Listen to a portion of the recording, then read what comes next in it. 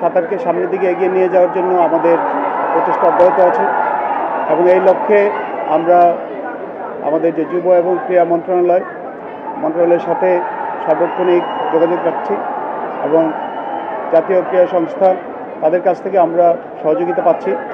এরপরেও আমাদের কিছু কিছু অপ্রাপ্তি আছে, সেগুলি আপনারা জানেন, আমি বিশেষভাবে আর উল্লেখ নাই করি আপাতত। সেই অপ্রাপ্তিগুলি বা সেই ত্রুটিগুলি নিরসনের জন্য, দূর করার জন্য আমরা সরকারের সংশ্লিষ্ট সকল মন্ত্রণালয় এবং সংস্থার সাথে পারসুয়েশন আমাদের প্রচেষ্টা চালিয়ে যাচ্ছি। যেটা আমাদের কয়েকটা পজিটিভ দিক, আমি শুধুমাত্র সুইমার ট্যালেন্ট হান্টের বিষয়টাই উল্লেখ করব।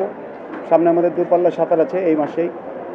সুইমার ট্যালেন্ট হান্টের জন্য এই দেশের সার্বিক বিরাজমান অবস্থার মধ্যেও আমরা স্পন্সর পেয়েছি। অনেকে এগিয়ে এসেছেন আমাদেরকে সহযোগিতা করার জন্য এবং এর মাধ্যমে আমরা বেশ কিছু নতুন ট্যালেন্ট ইতিমধ্যেই যাচাই বাছাই করে মোটামুটি চূড়ান্ত একটা সিলেকশনের পর্যায়ে চলে আসছি এবং নভেম্বর মাসে আমরা এটার পরিসমাপ্তি সফলভাবে করার চেষ্টা করব ইনশাল্লাহ। এই বিষয়ে আপনাদের সবার সহযোগিতা চাচ্ছি। হবে না এই কারণে স্যার তো ইতিমধ্যে বলেছেন যে তাদের স্কুলে এবং থাকা খাওয়া এবং এখানে থাকবে ক্যাম্পাসের থেকে স্কুলে যাবে সে ট্রান্সপোর্টটা পর্যন্ত স্যার আমাদেরকে দিয়ে দেবেন। তো এত কিছু ফ্যাসিলিটিস পাওয়ার পরও আমার মনে হয় না যে এটা বন্ধ হওয়ার কোনো কারণ আছে।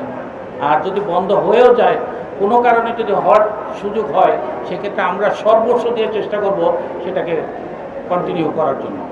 কারণ এই সুযোগ পাওয়ার পরে আর মনে হয় না বাংলাদেশে খেলা যদি আমরা গিলে খাওয়াই তাও আসবে না, এত সুযোগ সুবিধা পাওয়া।